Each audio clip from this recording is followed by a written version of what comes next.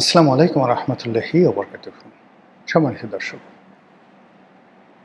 আপনি যদি আমাকে জিজ্ঞাসা করেন যে এই মুহূর্তে বাংলাদেশের সবচেয়ে বড় সমস্যা কী, ১ নম্বর সমস্যা কী? আমি বলব যে চাঁদাবাজি। মানুষের জীবন তছনছ করে ছেড়ে দিয়েছে। যদি আপনি ডক্টর মোহাম্মদ ইউনূসের জামানাতে ১ নম্বর সমস্যা চিহ্নিত করতেন, তাহলে সেখানে দুটো সমস্যা আসতো। প্রথম সমস্যা ছিল আইনশৃঙ্খলার অবনতি এবং দ্বিতীয় ছিল মব, এবং এ দুটো সম্মিলিতভাবে মব এবং আইনশৃঙ্খলার অবনতি। তখনও চাঁদাবাজি হয়েছে, কিন্তু সেই চাঁদাবাজি মবের কারণে, আইনশৃঙ্খলার অবনতির কারণে প্রথম ১ নম্বরে আসতে পারেনি। বিএনপি সরকার ক্ষমতায় আসার পর আইনশৃঙ্খলা অটোমেটিক্যালি স্বয়ংক্রিয়ভাবে আগের চাইতে ভালো হয়েছে। মানুষের মধ্যে নিরাপত্তা বোধ চলে এসছে, পথে ঘাটে ছিনতাই, রাহাজানি এগুলো তুলনামূলকভাবে কমে গেছে। কিন্তু ১ নম্বর সমস্যা হিসেবে চাঁদাবাজি এখন প্রতিটি জনপদের মানুষের জীবনকে তছনছ করে ছেড়ে দিচ্ছে। সাম্প্রতিক সময় এটা যে কতটা নির্মম সেটা আপনারা জানেন, যে একজন মানবিক ডাক্তার, বাংলাদেশে খুবই প্রশংসিত, আলোচিত, এবং তার মুখ এবং অঙ্গভঙ্গি সব কিছুই পবিত্র। তিনি কিডনির ডাক্তার, কিডনি চিকিৎসক। তার হাসপাতালে এ যাবৎ ২,০০০ কিডনি রোগীর তিনি বিনামূল্যে অপারেশন করে দিয়েছেন। তো সেই মানবিক ডাক্তারের যে ক্লিনিক, সেই ক্লিনিকে চাঁদাবাজি করেছে বিএনপির নামে, যুবদলের নামে। বিষয়টি প্রধানমন্ত্রীর কানে গেছে, তিনি যুবদলের সভাপতিকে পাঠিয়েছেন। ইতিমধ্যে চাঁদাবাজ গ্রেপ্তার হয়েছে, তার সহযোগী সহ। কিন্তু এগুলো যতটা না আলোচিত হচ্ছে, তার চেয়ে বেশি আলোচিত হচ্ছে সেই যে মানবিক ডাক্তার, তিনি অশ্রুসিক্ত নয়নে, ঝরঝর করে তার চোখ দিয়ে পানি বেরোচ্ছে। তিনি কিছু একটা বলার চেষ্টা করছেন, কিন্তু আবেগে তিনি সেই কথাগুলো বলতে পারছেন না। তার সেই অশ্রুসিক্ত নয়নের ছবি সম্বলিত ফটোকার্ড সারা বাংলাদেশকে নাড়িয়ে দিয়েছে। এর ফলে চাঁদাবাজির যে ঘটনাটি আবার নতুন করে সামনে চলে এসছে। র্যাব অনেকদিন ধরে নিষ্ক্রিয়। শেখ হাসিনার পতনের পর থেকে আসলে র্যাব নিষ্ক্রিয় পুরোপুরিভাবে। আর এর আগে যখন জাতিসংঘে নিষেধাজ্ঞা দেওয়া হলো, তখন র্যাব অটোমেটিক্যালি তাদের কার্যক্রম তারা গুটিয়ে এনেছিল। এই বাহিনীটি বিএনপির জমানায় প্রতিষ্ঠিত হয়েছিল, এবং বিএনপির প্রথম দিকে এই বাহিনীটির যে কার্যকারিতা, তার ফলে বিএনপির শাসন ক্ষমতাটা টিকে গিয়েছিল এই র্যাব প্রতিষ্ঠা করার ফলে। আদারওয়াইজ যেভাবে চাঁদাবাজি, খুন, ধর্ষণ, রাহাজানি ওটা বেড়ে গিয়েছিল, তখন র্যাবের উপস্থিতি মানুষ আশীর্বাদ হিসাবে নিত। কিন্তু যা হয়, যে কোনো একটা বাহিনী, যে কোনো একটা মানুষ, যে কোনো একটা পরিবার প্রতিষ্ঠান যখন খুব ভালো করে এবং মানুষ প্রশংসা করে, তখন আর তারা স্বাভাবিক অবস্থায় থাকে না। র্যাবেরও ঠিক সেম অবস্থা হলো। সেনাবাহিনী থেকে, পুলিশ বাহিনী থেকে যে সমস্ত লোক র্যাবে পদায়ন লাভ করত, সঙ্গে সঙ্গে তাদের একটা বিরাট অংশ আজরাইলে পরিণত হতো। এবং শেখ হাসিনার জমানাতে নয়, একেবারে বিএনপি জমানাতে শেষের দিকে এই র্যাব রীতিমতো ফ্রাঙ্ক আইনস্টাইনের দানবে পরিণত হয়েছিল 2005 এবং 2006 সনে। এবং তারপর সেই দানব হতে হতে তারা মহাদানব হয়ে গিয়েছিল। এবং নারায়ণগঞ্জের যে হত্যাকাণ্ড, কিংবা ইলিয়াস আলীর যে গুম, চৌধুরী আলমের গুম থেকে শুরু করে আরও বহু অপকর্মের সাথে তারা যেভাবে নিজেদেরকে জড়িয়ে পড়ে ফেলেছিল, সেটা রীতিমতো ডাকাতি বললেও ভুল হবে। একজনের পক্ষ হয়ে চাঁদাবাজি করা, খুন করা, ধর্ষণ করা, এরপরে নারী লিপ্সা থেকে শুরু করে, মানে র্যাবের কর্মকর্তাদের বিরুদ্ধে এমন কোনো পাপ কার্য নাই যে কাজের অভিযোগ তাদের ছিল না। এবং এটা বাড়তে বাড়তে বাড়তে বাড়তে এমন একটা পর্যায়ে চলে গেল যে নারায়ণগঞ্জে 7 মার্ডারের মাধ্যমে বলতে গেলে আল্লাহর গজব নাজিল হলো এই বাহিনীটির প্রতি। এরপর জাতিসংঘের নিষেধাজ্ঞা আসলো। এরপর থেকে এরা চুপচাপ, কিন্তু আবার নতুন করে তাদেরকে সক্রিয় করার চেষ্টা করা হচ্ছে। ইতিমধ্যে আমরা শুনেছিলাম যে র্যাব বিলুপ্ত করে দেওয়া হবে, কিন্তু সেটা হচ্ছে না।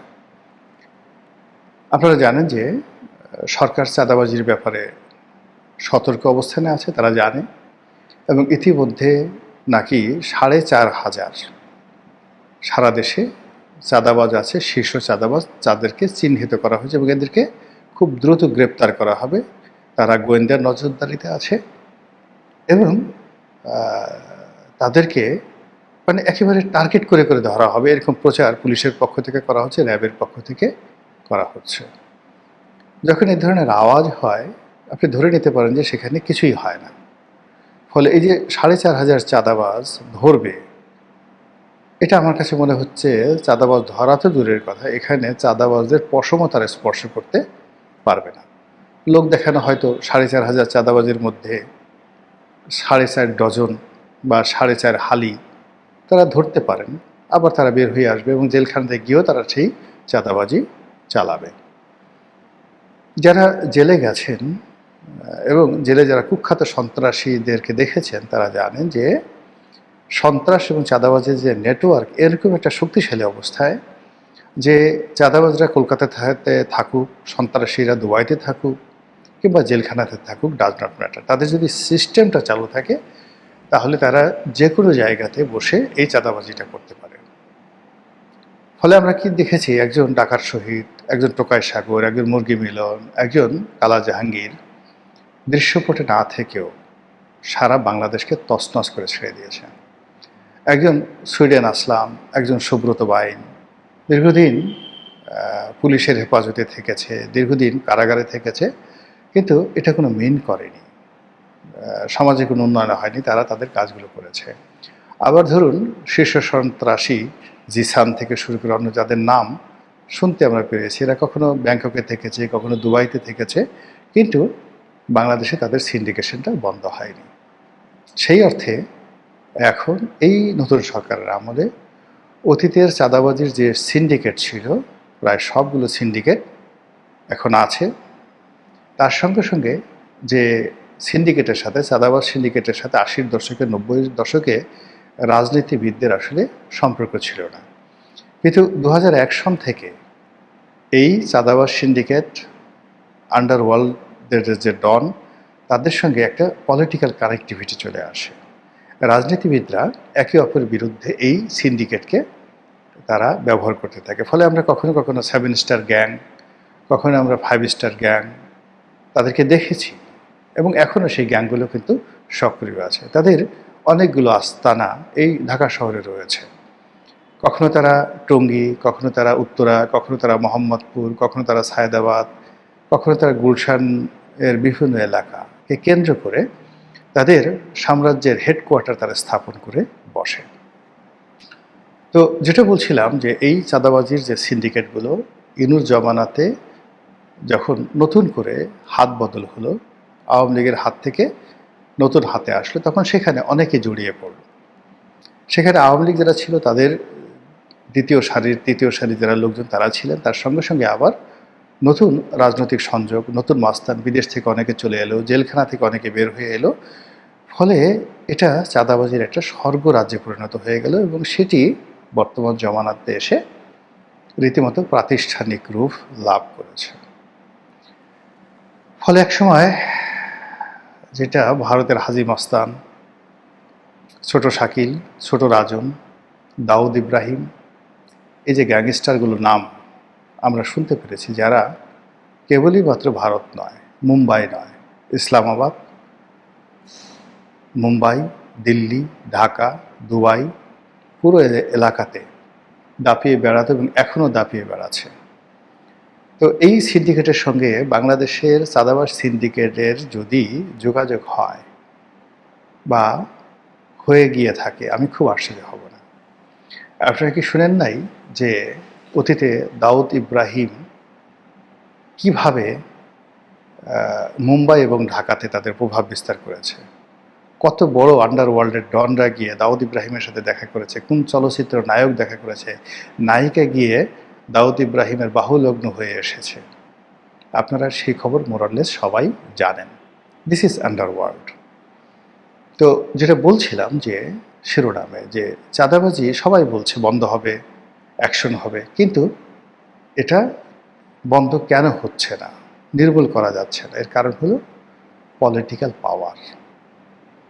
রাজনৈতিক যে শক্তি, সেই রাজনৈতিক শক্তি যখন সামহাও চাঁদাবাজির সঙ্গে মিশে যায়, তখন চাঁদাবাজি কখনো বন্ধ হয় না। দ্বিতীয়ত হলো যে যখন একটি সমাজ ভেঙে পড়ে, আপনার চোখের সামনে চাঁদাবাজি হলো, একটা বিল্ডিংয়ে ধরেন 24টা 25টা বা 50টা 100টা পরিবার থাকে একটা ফ্ল্যাটে। তো সেখানে একটা পরিবারকে টার্গেট করে চাঁদাবাজরা অন্যায় করছে। প্রতিদিন বাড়ির সামনে তারা সিন ক্রিয়েট করছে, ঢিল মারছে, গালাগালি করছে, ইপটিজিং করছে। কিন্তু ওই পরিবারের ওই বিল্ডিংয়ে বসবাসরত কোনো মানুষ সংঘবদ্ধভাবে তারা বের হয়ে আসছে না, তারা চাঁদাবাজকে ঘেরাও করছে না, তারা ধরছে না, কেউ একজন সম্মুখ সারিতে নেতৃত্বে এগিয়ে আসছে না, বিবেক কাজ করছে না, তখন চাঁদাবাজি বন্ধ হয় না। এরপর যখন সমাজের যেটাকে বলা হয় সংবাদপত্র, মিডিয়া, তারা চাঁদাবাজি নিয়ে, এই যেমন আমি আকার ইঙ্গিতে বলছি, কিন্তু আমি যদি বলতে পারতাম যে চাঁদাবাজ করছে গণেশ, গণেশ চাঁদাবাজি করে 100 টাকা উপার্জন করে পরেশকে দিয়েছে, পরেশ তার বস রাজনৈতিক নেতা ধলাকে দিয়েছে, ধলা তার বস কলাকে দিয়েছে, কলা তার বস টলাকে দিয়েছে, টলা সেই টাকা দিয়ে তার প্রেমিকা মদনী বেগমকে শাড়ি গহনা কিনে দিয়েছে, মদনী বেগম সেই শাড়ি গহনা পরে আবার কলার যে বউ স্ত্রী, তাকে একদিন মার্কেটে গালের উপর চটাং চটাং করে চড় দিয়েছে। এইরকমভাবে যদি আমরা টু দি পয়েন্টে চাঁদাবাজি নিয়ে কথা বলতে পারতাম, তাহলে এই লোকদের সম্পর্কে একটা ঘৃণা তৈরি হতো। সমাজ এদেরকে বয়কট করত, রাষ্ট্র এদেরকে বয়কট করত, জনগণ এদেরকে ঘৃণা করত। কিন্তু আমরা এই কথাগুলো বলতে পারছি না। চাঁদার সঙ্গে অর্থ জড়িত, চাঁদার সঙ্গে রাজনীতি জড়িত, চাঁদার সঙ্গে সেক্স জড়িত, চাঁদার সঙ্গে সংসারের সুখ শান্তি জড়িত, চাঁদার সঙ্গে মার্কেটিং জড়িত, এবং চাঁদার সঙ্গে এমনকি ধর্মকর্ম জড়িত। এই বিষয়গুলো আমরা খোলামেলাভাবে বলতে পারছি না বা বলছি না।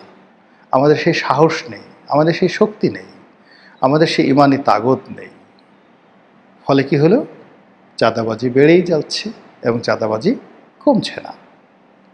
কেবলই মাত্র বাংলাদেশে একমাত্র চরমোনাই পীর সাহেবের যে আছেন, তিনি একবার চাঁদাবাজি নিয়ে সরাসরি কতগুলো কথা বলেছিলেন, এবং তখন তারেক রহমান সাহেব লন্ডনে ছিলেন, বিএনপি তখন ক্ষমতা আসেননি।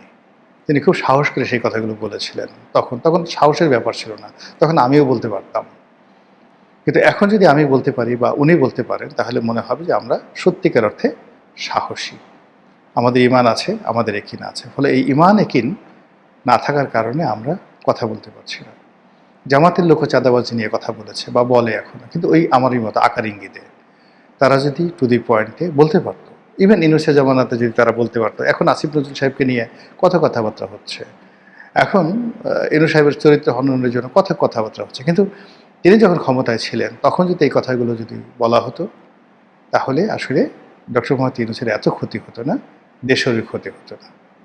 আল্লাহ আমাদের ইমানের শক্তি বাড়িয়ে দিন, আমাদের জবানকে বুলন্দ করে দিন, এবং আমাদের মধ্যে আল্লাহ রাব্বুল আলামিন যাকে পছন্দ করেন তাকে শহীদি মর্যাদা দিয়ে, কারো মুখ দিয়ে সত্যি কথাটা বের করার পর যদি সেই লোকের মৃত্যু হয়, তাকে আল্লাহ শহীদ হিসেবে কবুল করে নিন।